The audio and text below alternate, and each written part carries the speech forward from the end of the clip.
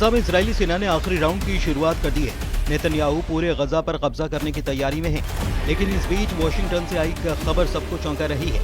Donald Trump, जो अब तक नेतन्याहू के सबसे बड़े समर्थक थे, गजा की भूख और तबाही की तस्वीरों को देखकर बुरी तरह से भड़क उठे हैं। रिपोर्ट्स के मुताबिक ट्रंप ने फोन पर नेतन्याहू को जमकर फटकार लगाई है। बच्चों की भूख को फेक बताने पर ट्रंप ने कहा है कि ये झूठ नहीं चलेगा। सवाल यह है कि क्या नेतन्याहू के फाइनल मिशन के सामने अब ट्रंप की नाराजगी दीवार बनकर खड़ी हो गई है।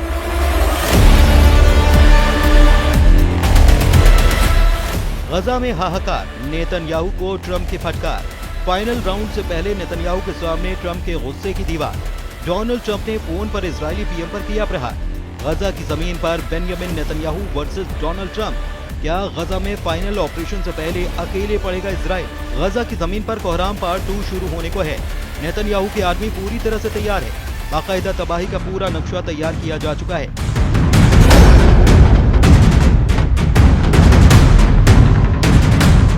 जिन अधिकारियों के कंधों पर गजा में मिशन फाइनल की जिम्मेदारी सौंपी गई है, उन्हें सब कुछ ब्रीफ किया जा चुका है।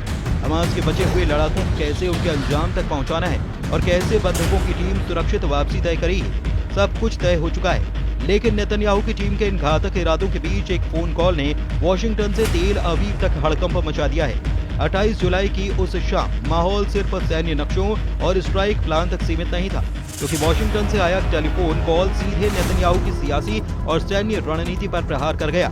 अमेरिकी राष्ट्रपति डोनाल्ड ट्रंप, जो अब तक गाजा में इजराइल की सैन्य कार्रवाइयों को खुला समर्थन देते रहे थे, इस बार बेहद नाराज थे। वजह थी नेतन्याहू का ताजा बयान कि गाजा में कोई भूखमरी नहीं है।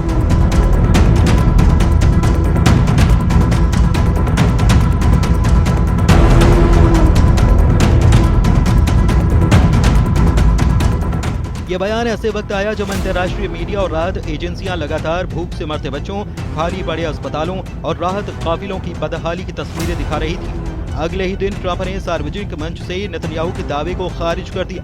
उन्होंने कहा कि गाजा में असली भूखमरी है, इसे आप फर्जी नहीं कह सकते। और इसी के बाद नेतन्याहू ने तत्काल एक कॉल की मांग की। NBC की रिपोर्ट के मुताबिक इस कॉल के दौरान नेतन्याहू ने ट्रंप से कहा कि भुखमरी की सारी रिपोर्ट हमास की बनाई हुई है और गाजा में हालात इतने खराब नहीं है। लेकिन ट्रंप ने उन्हें बीच में टोकते हुए ऊंची आवाज में कहा कि उनके पास खुद के अफसरों से मिली तस्वीरें और सबूत हैं, जिसमें बच्चे भूख से बिलख रहे हैं। ट्रंप ने साफ कह दिया कि मैं इसे नकली मानने के लिए तैयार नहीं हूँ। रिपोर्ट के मुताबिक ये बातचीत एक तरफा थी, जहाँ पर ट्रंप ज्यादा बोल रहे थे और नेतन्याहू को सफाई देने का मौका तक नहीं मिल पाया। इस कॉल ने साफ कर दिया कि गजा सिटी पर होने वाला फाइनल ऑपरेशन अब सिर्फ सैन्य चुनौती नहीं, बल्कि वॉशिंगटन की मंजूरी और राजनीतिक रिश्तों की कसौटी भी है। वो भी उस वक्त जब इजराइल की तरफ से गजा पर 100% कब्जे का प्लान तैयार किया गया है। वॉर कैबिनेट पूरे प्लान ऑफ एक्शन के लिए तैयार है। ये ऑपरेशन सीमित दायरे का बताया जा रहा है, लेकिन इसके पीछे नेतन्याहू का असली इरादा पूरे गजा स्ट्रिप को अपने सैन्य कब्जे में लेना है। कैबिनेट के आधिकारिक बयान में शब्द कब्जा जैसे शब्द से बचा गया और टेक ओवर लिखा गया, क्योंकि कब्जा मारने पर अंतर्राष्ट्रीय कानून के तहत नागरिक मामलों की जिम्मेदारी भी इजराइल पर आ जाएगी। लेकिन इस शब्द जाल के पीछे असल तस्वीर है पूरी तरह सैन्य शासन। नेतन्याहू का प्लान तय करता है कि गजा सिटी के 8 लाख नागरिकों को 7 अक्टूबर 2025 तक खाली कराया जाएगा। ये वही तारीख है जब हमास के 7 अक्टूबर 2023 के हमले की दूसरी बरसी होगी, यानी कि 2 महीने का ये विंडो पीरियड खत्म होते ही IDF गजा सिटी में जमीनी घेराबंदी शुरू करेगा और वहां बचे हुए हमास लड़ाकों को खत्म करने का दावा करेगा।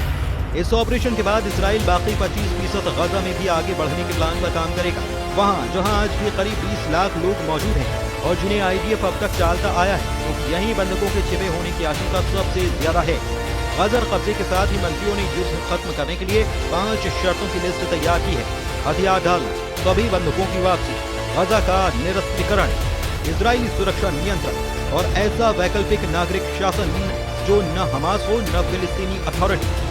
लेकिन यहाँ सबसे बड़ा पेच है, नेतन्याहू ने फिलिस्तीन अथॉरिटी की भूमिका पूरी तरह से खारिज कर दी है, जबकि अरब देश खुले तौर पर कह चुके हैं कि अगर रामल्ला शामिल नहीं होगा तो वे गाजा के पुनर्निर्माण में हाथ नहीं लगाएंगे। नेतन्याहू दावा करते हैं कि ऑपरेशन के बाद वे गाजा का नियंत्रण अरब फोर्सेस को सौंप देंगे, लेकिन अब तक उन्होंने ये नहीं बताया कि वे फोर्सेस कौन सी होंगी और क्या उनकी जमीनी मौजूदगी टिक भी पाएगी या नहीं। ये पूरा प्लान अब न सिर्फ हमास से लड़ाई है, बल्कि एक टिक टिक करता हुआ टाइम बम है, जो सैन्य, राजनीतिक और मानवीय तीनों मोर्चे पर एक साथ फट सकता है। गाजा पर कब्जे का नेतन्याहू का ये फाइनल ऑपरेशन अब इजराइल के भीतर भी सवालों के घेरे में है।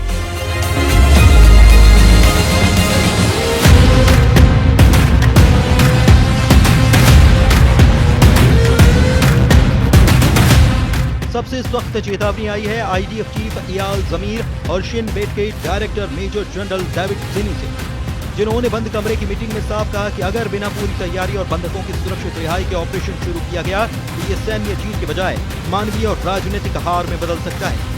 इजरायली इंटेलिजेंस का ताजा आकलन बताता है कि हमास के पास अब भी 9 से 10 हजार एक्टिव लड़ाके बचे हैं जो गजा सिटी के सुरंग नेटवर्क में फैले हैं। लेकिन नेतन्याहू पर गठबंधन के कट्टरपंथी मंत्रियों का दबाव है जो कहते हैं कि गजा को स्थायी रूप से कब्जे में लेकर वहां पर यहूदी बस्तियां बसाई जाएं। ये दबाव सिर्फ राजनीतिक नहीं बल्कि उनके सत्ता में टिके रहने का सवाल है, क्योंकि अगर नेतन्याहू ने ऑपरेशन टाला तो उनकी ही पार्टी में बगावत भड़क सकती है। दूसरी तरफ अमेरिका और यूरोपीय यूनियन खुलकर कह चुके हैं कि गजा में मानवीय आपूर्ति रोकना और बड़े पैमाने पर नागरिक विस्थापन अंतर्राष्ट्रीय कानून का खुला उल्लंघन है।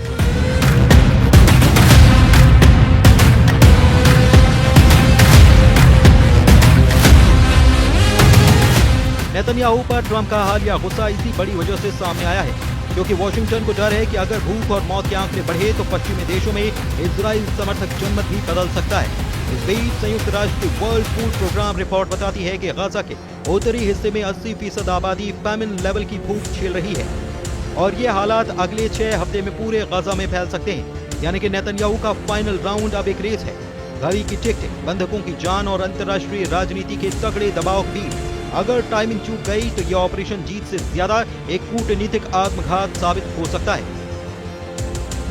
गजा के ऊपर मंडराता ये फाइनल ऑपरेशन सिर्फ एक सैन्य रणनीति नहीं है, ये एक ऐसी तंग रस्सी पर चलना है जहां हर कदम पर तलवार लटक रही है। नेतन्याहू के सामने चुनौती सिर्फ हमास को खत्म करने की नहीं बल्कि उस राजनीतिक और मानवीय तूफान को झेलने की भी है जिस ऑपरेशन के साथ उठेगा।